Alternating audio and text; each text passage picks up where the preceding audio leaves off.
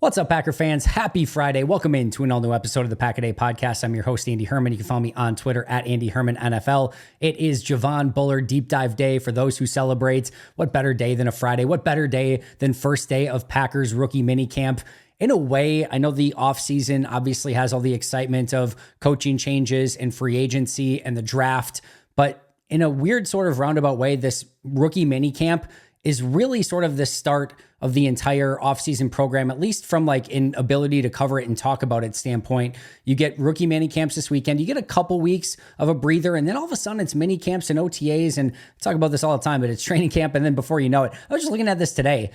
June, July, August, September, we are just over 4 months away from actual NFL football, the Packers in Brazil. That hit me like a ton of bricks. I cannot believe that we're just a little over 4 months away from being able to actually watch Packers football again. But rookie minicamp kicks off today. That should be super fun. Before we get into Javon Bullard, shout out to Fenix138, Kyle, Jeff Snyder, Lewis Chapman, and John Sweden for becoming all new Pack a Day podcast YouTube members. We are closing in on 400 members, which feels crazy, but thank you so much for supporting the channel. It means a ton to me. We did have a couple pieces of Packers information from Thursday as well. Eric Stokes, as expected, no fifth-year option. I just don't understand any world in which you possibly could pick up that fifth-year option. As a rookie, solid, really solid season. Really impressed by what he was able to do as a rookie. I think that season still gets a little bit overrated. It was good. It was good, especially for a rookie. It was good. It wasn't great, but it was good. And then he comes back year two prior to the injury, really struggles before the injury, then gets hurt for the remainder of the season, barely plays last year. When he did play, did not look good. A lot of that could have just been rust, but I don't know how you can possibly pick up that fifth-year option when in the past 2 seasons, he's barely played, and when he did, it did not look good. So you're going to get to see him, what he is able to do. It sounds like he's healthy and ready to go. We are all cheering on a Eric Stokes resurgence. We all want to see him be a legitimate starting corner in this league. And if that means he balls out this year and then you have to decide if you want to give him a big contract, so be it. But I just cannot fathom a situation in which you possibly could have picked up that 5th year. And you have to think too that Goody was going to be a little bit more cautious and careful after incorrectly picking up the 5th-year option on Darnell Savage the last time they had this opportunity, and it didn't necessarily go according to plan. Obviously, last year, they did a great job with the Jordan Love decision where they sort of hedged midway, and it worked for Jordan, it worked for the Packers, and they made that work. But this was a really smart move. I don't know any way that I don't know if anyone that would defend that the Packers should have actually picked it up. Not surprising, but that was official on Thursday. And then we did get some new uniform numbers as well. Evan Williams, the safety, is going to wear number 33. Jacob Monk, the offensive lineman, number 62. Kitano Ladapo, the safety, number 27. Travis Glover, offensive line, number 79. Michael Pratt, the quarterback, number 17. And Kalen King, the corner, number 34. Just a moment before you get your Michael Pratt jersey, just remember that Anders Carlson and Michael Pratt both are wearing number 17. I think there's actually a decent chance that both make the 53. If that happens, of course, one of them will have to change numbers. Maybe it's Anders Carlson. Maybe it's the backup / number 3 quarterback. And I'm sure, there's a decent chance that Michael Pratt would actually like a different number, but we'll have to sort of wait and see. But if you're thinking of getting your Michael Pratt jersey, maybe just wait a hot second to see what number he actually ends up with, if in fact he does make the 53-man roster. And with that being said, we're on to Javon Bullard. So let's start right away. 5'10", 198 pounds, safety out of the University of Georgia, a third-year junior, only 21 years old. He will turn 22 in September, 30.75-inch arms. Guess what? He has short arms, as does like every player in this class, it seems like. How much that affects a defensive back, especially if he's not playing like press man coverage on the outside, it's limited, but it just affects your length, right? If you're shorter, you don't have longer arms. Think of those, if you're playing deep safety and you're ranging over and you're trying to range over and high point a ball or knock a ball away, the longer you are, the taller you are, those arm length, those things matter. It can be, we talk about all the time and it's a little bit cliche and obvious, but the NFL and football is a game of inches. A lot of times it's not, but sometimes it is. And sometimes that little bit extra arm length can mean the difference between a pass broken up and a massive touchdown play. You just never know. But his arms are a little bit shorter, and then he has 9-inch hands overall. Statistically, in 2023, 56 tackles, 1 tackle for loss, no sacks, no forced fumbles, 7 passes broken up, and 2 interceptions. In 2022, he had 46 tackles, 7 tackles for loss, 3.5 sacks, no forced fumbles, 5 passes defensed, and 2 picks as well. His career statistics, I'll get back to this in just a second. His career statistics, 114 tackles, 8 tackles for loss, 3.5 sacks, no forced fumbles, 12 passes defended, and four interceptions. 14 would have been awesome, but 4 interceptions. And what I was going to say just a second ago is if you sort of want to break down his 2 seasons that he primarily played, in 2023, he was primarily a safety. In 2022, he was primarily a slot corner.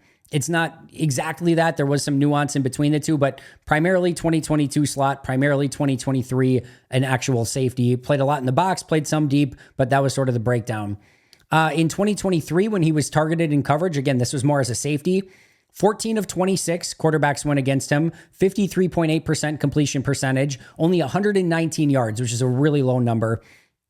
0 touchdowns, 2 interceptions, a 34.0 passer rating. That is phenomenal to say the least, and only 1 penalty. In 2022, again, this is when he was more of the slot corner, had 52 attempts against him, allowed 34 completions, 65.4% completion percentage, 303 yards, 2 touchdowns, 2 interceptions, a 77.6 passer rating, did have 3 penalties. And for his career, he was targeted 85 times, 53 completions, 62.4% completion percentage for 453 yards, 2 touchdowns, 4 picks, a 64.5 passer rating, and 5 total penalties. In 2023, these statistics are per PFF, by the way. In 2023, 10.8% missed tackle percentage with 13 stops. In 2022, 9.4% missed tackle percentage with 26 stops. And for his career, 9.2% missed tackle percentage, not bad for a safety, 43 stops. And again, stops are tackles that constitute a failure on offense per PFF. All right, athletically, Javon Bullard had an 8.25 relative athletic score. He was 22nd percentile in height, 47th percentile in weight, 69th percentile in the bench press, 33 percentile in the vertical jump, 88th percentile in the 40-yard dash, 96th percentile in the 10-yard split, 98th percentile in the short shuttle, and 68th percentile in the 3-cone. So tested out very, very well. A little worse on the vertical than you would ideally like, but again, remember, he's a little on the shorter side, 5'10", and overall, though, you see him actually high point the ball in the field at times, so you're not super concerned about it. But outside of that, despite being a little bit on the short side, a little bit on the light side, he tested extremely well athletically outside of, again, his vertical jump. His athletic comps, there's a few. Antoine Bethea, the former safety, Indianapolis Colts, played for a few different teams. Athletically, he sort of matches up pretty well from that standpoint. Minka Fitzpatrick, Budda Baker, and even Darnell Savage have some athletic similarities there as well. I don't think there's a perfect 1A athletic comp that you can just be like, yes, these are the same guys. But those sort of players are sort of in the same range or realm of what you would see, from past athletic profiles compared to Javon Baker. From a grading standpoint, PFF in 2023 had an 82.8 grade on 596 snaps. In 2022, an 80.4 grade on 624 total snaps. And in 2021, a 70.4 grade on 138 total snaps.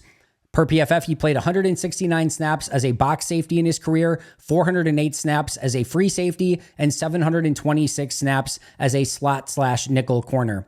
He also had 282 overall special teams reps, had a 60.9 grade in 2023, a 59.4 grade in 2022, and a 58.5 grade in 2021. Basically right around average, but again, does have those 282 special team snaps in his career.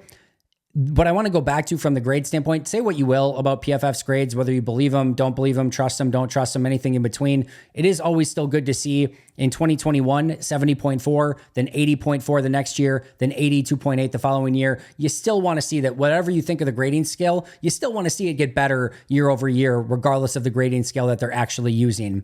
I had some info on Javon Bullard. He did have a DUI on September 2022. He was suspended for 1 game due to that incident. It does seem, per all indications and all accounts, that he has learned from that situation, improved from it, and has, again, really been focused on football and doing all the right things. So we will have to wait and see if he has any other sort of incidents. Hopefully he has learned his lesson and doesn't end up being an issue again, but did have that DUI in September 2022.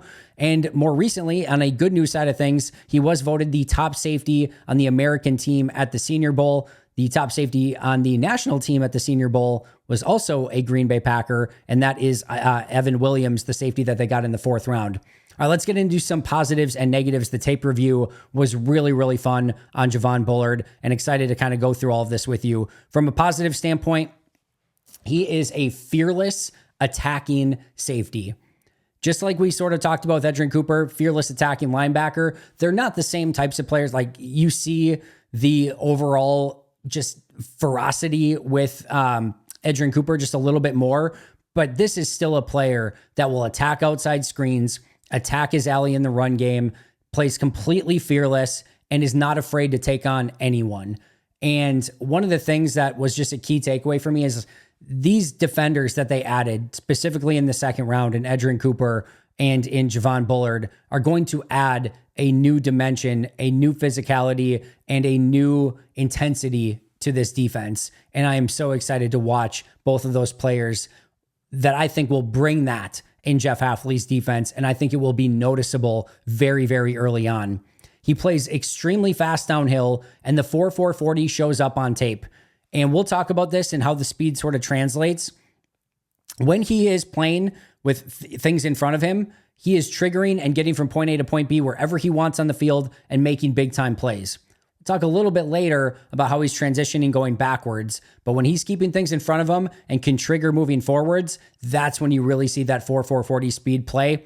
There was a transition that he had at the top of a route in coverage that was just ridiculously good. The wide receivers running a little bit of like a comeback route on the outside. He sinks his hips, transitions, and just bullets to the ball. And if the quarterback threw the ball on target, we're talking pick 6 territory here. And just that ability as a safety to be able to move, like you're talking like corner ability to get back in his back pedal, dip back, and then explode to the football. It was a pretty special play. I captured it on Twitter if you want to go watch it. But just being able to see that ability out of him was pretty special. He has the ability to trigger in the run game, in coverage, and as a blitzer.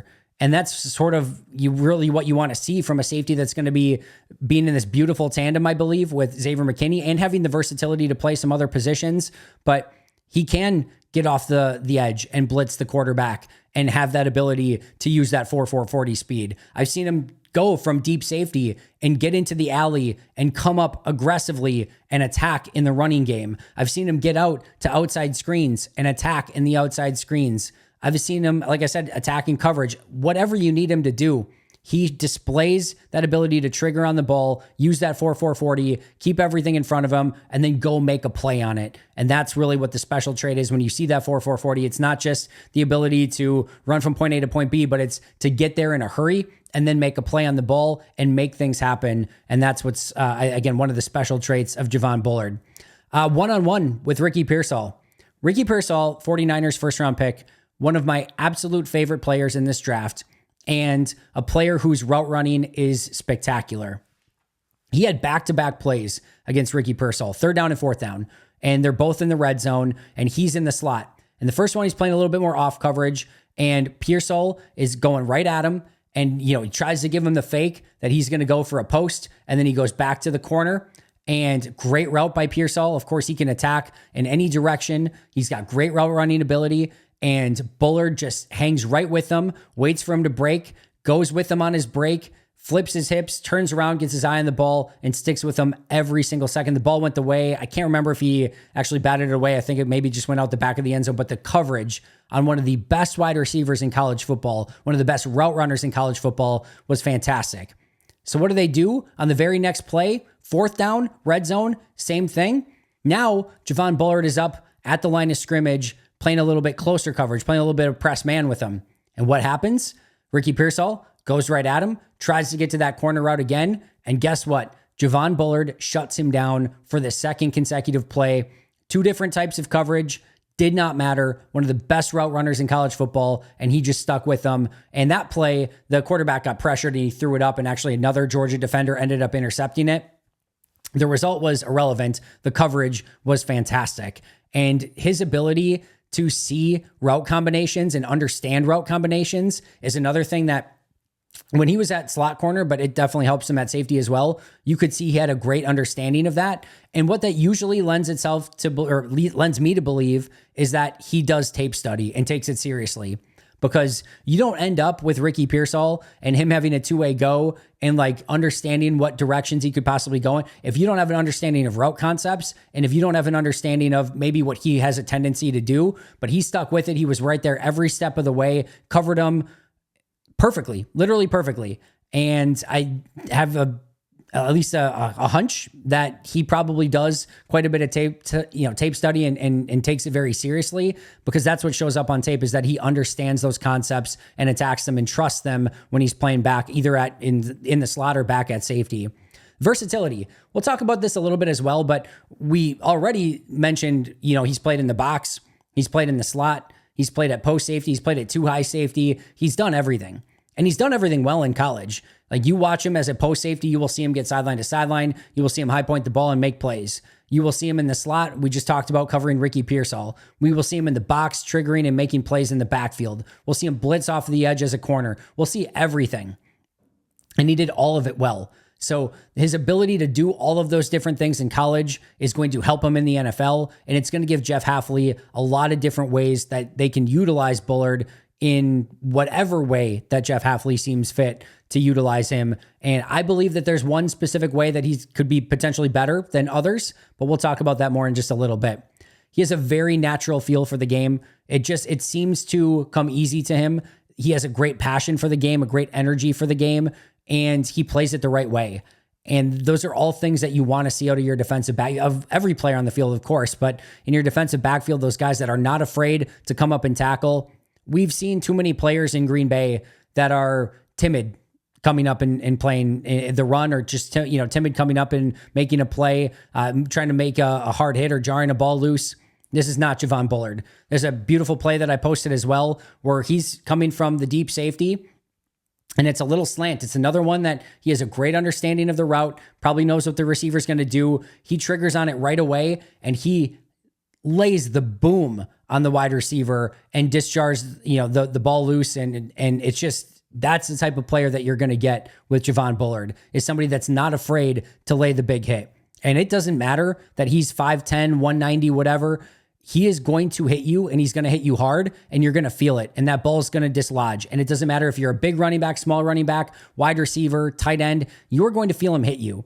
And that's that explosiveness that he will hit you with. He's coming fast, he's coming hard, he's coming physical, and you're just going to feel it when he tries to run right through you. At times he gets a little bit over aggressive at times, or, just maybe goes a little bit too early and over pursues. That's going to happen with the way that he plays, just kind of like we talked about with Adrian Cooper yesterday.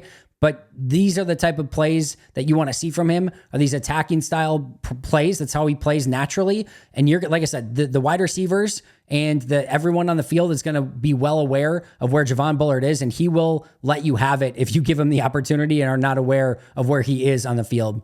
He attacks wide receiver screens in a couple different ways.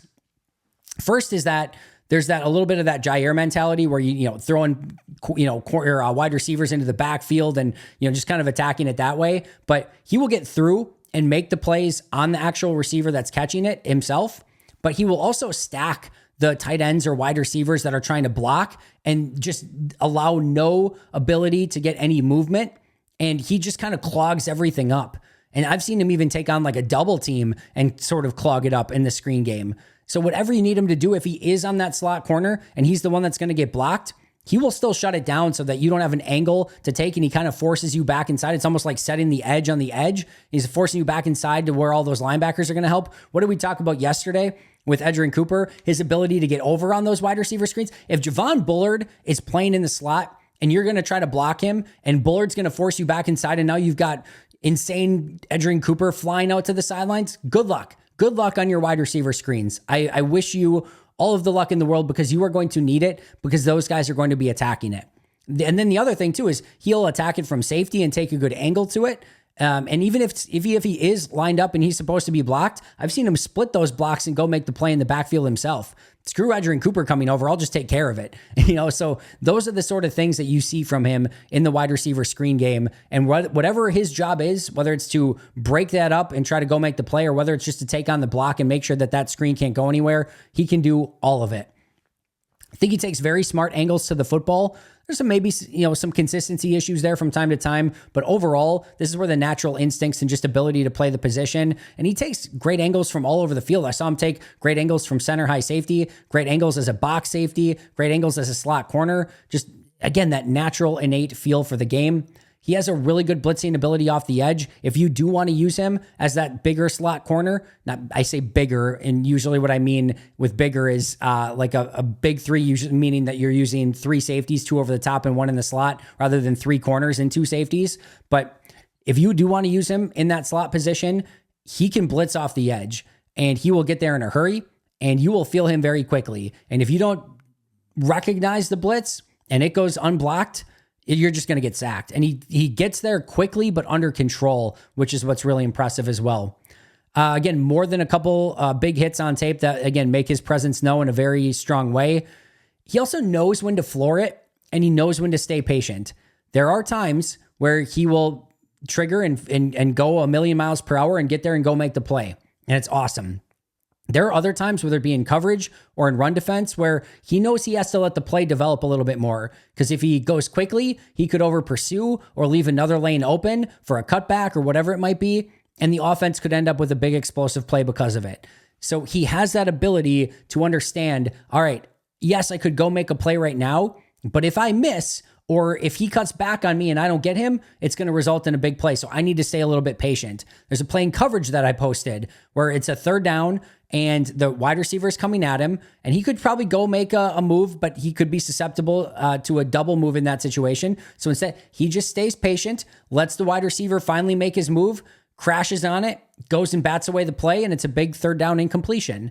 And those are the moments where you see that he has the ability to be patient, but you see plenty of times where he's willing to play super aggressive and do whatever he needs to do to take down a ball carrier, get where he needs to get in coverage.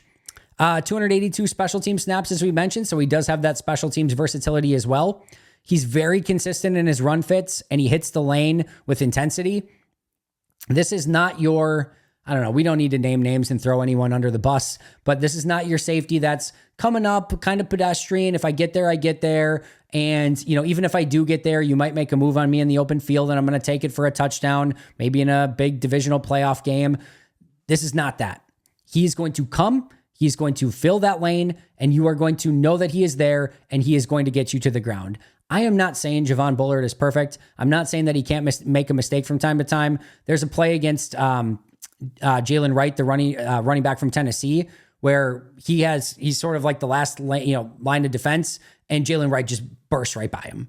So I'm not saying that he's perfect here, but he plays the game the right way, the way it's supposed to be played. He's going to fill that lane, fill that gap, and he's going to be there. And if you beat him, so what? It's going to happen from time to time, but he's going to be in the right spot at the right time. And he's going to do everything in his power to make sure that you're not beating him because he's not in the place that he's supposed to be. And lastly, he is considered a team leader and a great locker room presence, despite not being a team captain. He's probably somebody who, if he came back for his senior year, would have been very much in the consideration for a team captain. But either way, you're getting another really strong Packers person that loves the sport of football and is going to add to that locker room rather than detract from it. His negatives, there's a couple. And the first one, interestingly enough, despite running the 440, is long speed. And there's a couple ways that this plays out. First of all, let's talk about him in the slot, because when he's playing faster wide receivers, he struggles to hang with them deep. It just is what it is.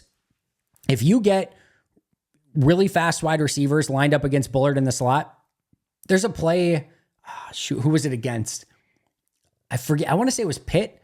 There's a play, it's either Pitt or someone like that. No, it can't be Pitt, because I think it may have been Vanderbilt. I don't know. Either way, it doesn't matter.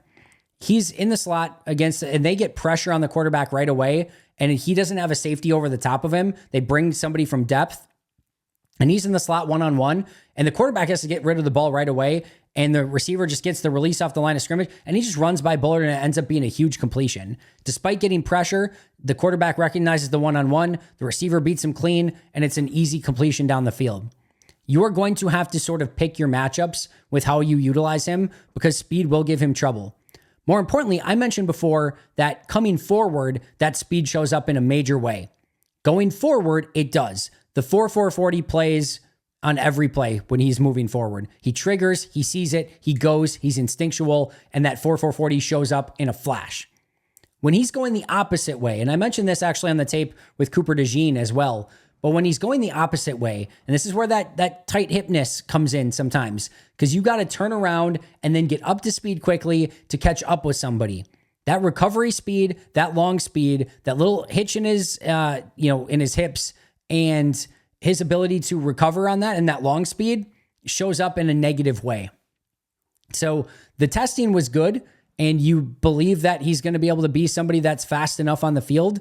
But there were plenty of plays in college when he's trying to catch up with faster receivers where he just could not do it. It showed up sometimes on crossing routes as well.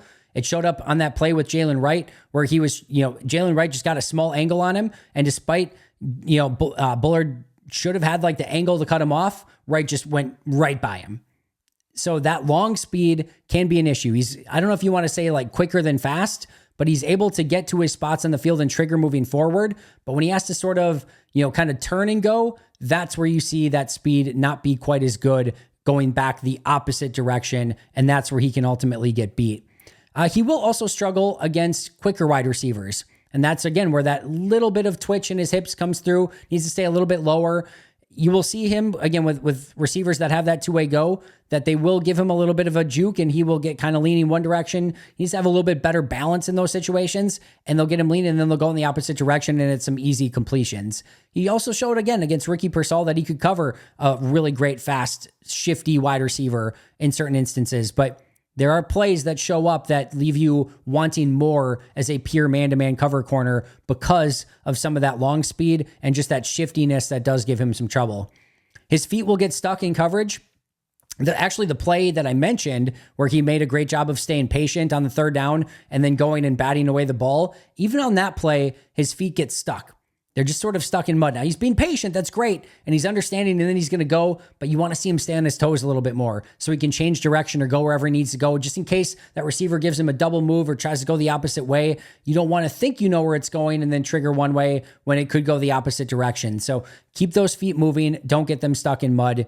As we mentioned earlier, he is undersized with shorter arms. It's just going to give you some limitations in coverage. And whether that's man-to-man in the slot or whether that's ranging from center field over, you're just lacking in height, you're lacking in length, and it can just be, again, the difference between batting away a pass and it being a big completion. So just worth noting. The versatility that he has will vary. And what I mean by this is, yes, he played a ton in the slot. Yes, he played deep safety. Yes, he played box safety. Yes, he played all over the place, and that's great. But specifically with the slot corner, kind of what we were talking about being, struggling with different types of wide receivers or long speed or maybe even some of the shiftier wide receivers, you're going to have to be careful about what plays that you match him up in the slot. If it's a 3rd and 10 and you've got a Justin Jefferson, a Tyreek Hill, or it doesn't even have to be a elite player. Just like somebody that has that long speed. Could be somebody like a Christian Watson in the slot. Could be somebody like, quite frankly, a Dontavian Wicks. And I know he's not going to have to go against those players, but those type of players. If he has one of those players in the slot, even a Jaden Reed, I could see those players giving him a lot of trouble in the slot, quite frankly, in man-to-man coverage.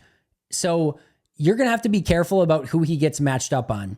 I do think he can play slot on early downs, meaning a more likely rundown, and maybe you don't even have a player in the slot, or maybe it's a tight end that's not named Travis Kelce and you feel comfortable about the matchup, whatever it might be. I do think you can play him in that slot. I do think you can play him in nickel, but you just have to be conscientious of who he's going against and what type of coverage you're calling. If you're in zone, good, but you also can't get to the point where, all right, if Javon Bullard's in the slot, it's going to be zone. He's going to have to play some man-to-man, and you are going to have to be cognizant of the different matchups. I love Ben Fennell on this the other day.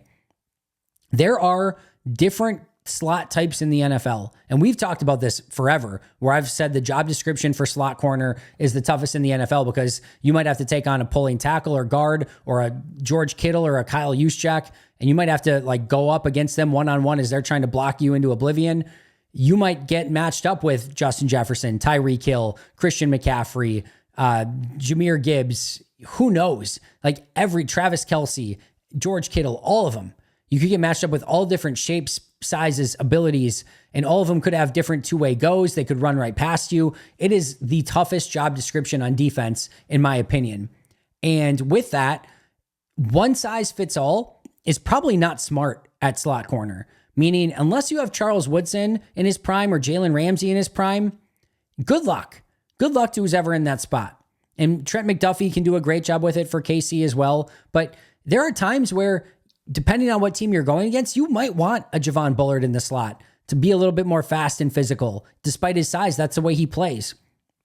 There are times where you might want a Keyshawn Nixon, somebody that can do a little bit of everything. He can cover well, he can blitz, he's good against the run. He's not great at anything, but he's good at a little bit of everything. There are other times where it's 3rd and 15. It's an obvious passing down, and I want Jair Alexander in there. It's Justin Jefferson or Tyreek Hill. I want my best corner matched up in that spot. And that's what I'm hoping we see from Jeff Hafley. And this is obviously more of a Packers overall discussion here, but I want to see them mix and match based on the opponent that they're going against, based on whoever is in that slot position. And I know you can't know necessarily pre-snap and guys are going to rotate and move around, but you have to know the opponent that you're going against and what their tendencies are in those situations so that you can get the right matchup. And you don't have a Javon Bullard against a Tyreek Hill, where Tyreek Hill is just going to burn right by him. Or you don't end up with a Jair Alexander having to take on a block from, George Kittle or Kyle Juszczyk or Trent Williams, where he could have that shoulder injury again, or just couldn't hold up at the point of attack. So you have to have the right players in the right place. I think Bullard can be that guy in certain situations, but I don't think you can just say he's a full-time slot corner and I think he's going to be perfect there. I don't think that's going to be the case. And numerous scouts on Bob McGinn's breakdown as well, and take those for what it's worth. They could easily be lying, but numerous scouts in that breakdown said he's a safety only. He's not going to be able to play in the slot in the NFL. I lean a little bit more that way. I do think there are scenarios and situations, and I do think we will see him in the slot, and I trust Jeff Hafley to utilize him the right way. But I actually like him a lot more as a safety, box safety, post safety, free safety, two-eye safety, wherever you want to use him. I'm good with it. But I do think he's actually portrays better at one of those true safety positions than he does playing full-time in the slot. Use him there when you want him to. No question about it. Yes, he can do it. I just don't think he can necessarily do it full-time against anyone that lines up in that slot position. Last couple negatives. I do think he gets away a little bit in college with grabbing some players from time to time. He's going to want to tone that down a little bit so he doesn't get penalties in the NFL. And I do question, can he be great at any of those one safety positions? Meaning, I know he can play a little in the slot. I know he can play some box safety. I know he can play some post safety. Is there any one of those that he can be great at? It doesn't necessarily have to be the case. He can be really good at all of them, and you will take that every single time. But I do wonder a little bit if there's that one perfect position for him. I do think there is in Jeff Hafley's defense, but we'll talk about that in just a moment. All right, what he can bring to the Packers in 2024. All right, that moment is now. We're going to talk about it right now. He's going to be an immediate starting safety, in my opinion, next to Xavier McKinney, and that is a beautiful spot for him. When Brian Gutekunst talked about that safety next to Xavier McKinney, he talked about the versatility. And yes, he mentioned the slot as well, which Bullard, again, can do a little bit of. But what you want more are safeties that are interchangeable and can do a little bit of everything. And that's what you get. Meaning post-snap, pre-snap, you can move those guys around and you don't know who's going to be where. And you want to be able to disguise things and confuse opposing quarterbacks. And Bullard and McKinney together are going to be a very good duo. And I also think that all of the stuff that McKinney does great is going to unlock what Bullard does well and maybe cut down on some of those disadvantageous aspects about his game as well. It is a really good pairing together. I would probably limit some of the time in the slot to begin with. I think you begin with Keyshawn in the slot, with Jair and one of those other outside corners on the outside, with McKinney and Bullard as the other safety. Now, if Nixon struggles, or if Evan Williams all of a sudden looks amazing, or Katana Ladapo all of a sudden looks amazing, by all means, then you have some options that you can utilize. But if it were me to begin with, I'm putting him at safety next to McKinney, and I'm letting both of those guys thrive and I think do a phenomenal job playing off of each other. I do think you can use him as a big slot in certain situations. I think he's going to have that attacking play mentality, and he's going to play much bigger than his size right away. I don't think you want to use him as your primary slot corner, especially in man coverage against faster, quicker wide receivers. I do think he's another core locker room piece for this locker room. I think he plays with great consistency. I think he's going to do everything that he's going to, supposed to do on the field, filling gaps, taking good angles, supporting his teammates, and being that great tag team partner with Xavier McKinney. And I just think those two are going to make one of the better safety combos in all the NFL. And I cannot wait to see them play together and off of each other. My final thoughts here. Really great pick by Goody in late second round. Don't like it quite as much as the Edgerrin Cooper pick, but it's right there in the vicinity. I think he's a day one starter. I think he's more of a safety than a slot, as I've talked about. I think he can be a piece that gets attacked in certain matchups, but I also think Jeff Hafley can use him as a piece that is attacking in a variety of different matchups as well. And I do think Jeff Hafley will be creative with him and find ways to put him in the best position to succeed. And if you do that, if you've got a bright-minded defensive coordinator with a piece like Javon Bullard, he will know exactly how to use him, and you'll end up with a really good marriage between defensive coordinator and piece that can be maneuvered around in a variety of different ways. I trust Jeff Hafley to use that piece in the right way, and Javon Bullard is going to benefit from that.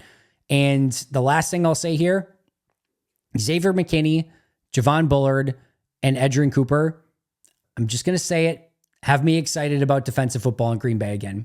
Not necessarily to say they're going to be a top X defense. I don't know where they're going to rank. I don't know how they're going to match up with other teams. There's a long ways to go, but the mentality that those three play with, we will see a difference. It is impossible not to see a difference bringing in Xavier McKinney, Edgerrin Cooper, and Javon Bullard with the play speed and the play mentality on the field. You had two safeties in the middle of the field and a linebacker in the middle of the field. You are going to feel their presence. You're going to feel their speed, their athleticism, and their ability to attack moving forward. You're going to feel it all the time. And that is going to be a lot different from what we felt from those safety and linebacker spots over the last far too many seasons. I am excited to watch some Packers defense in 2024. We'll see if that means it's great, good, average, bad, ugly. I don't know. Long ways to go, but I'm excited to see what it looks like based on the concept and based on the players that they've added to this Jeff Hafley defense. All right, that is going to do it for me today. I'm so excited to get to watch Javon Bullard and all of these rookies at rookie minicamp later today. I will be back Saturday morning breaking it all down for you from day one of minicamp, and then Sunday morning again to break down day two of minicamp. Monday will be myself, Alex, and Perry, and then Tuesday we will get to our round three deep dives, starting with Marshawn Lloyd on Tuesday and then continuing until we get through the remainder of our deep dives, including a undrafted free agent episode. I will see you guys soon. Shout out to our Hall of Fame and All-Pro members, Most Hated Minnesotan, PJ Wynn, John Wild, Shea Bradad, Brandon Paletta, Jennifer Wright, Boomhandle, Donald Lee, Lori Lord, Baby QB, David McCluskey, Donald Decker, Bremen, David Prendergast, Dan Miller, Alex Wong, Arnoldo Espinoza, and Michael Schipper. I'll see you guys soon, but until next time, and as always, go Pack Go.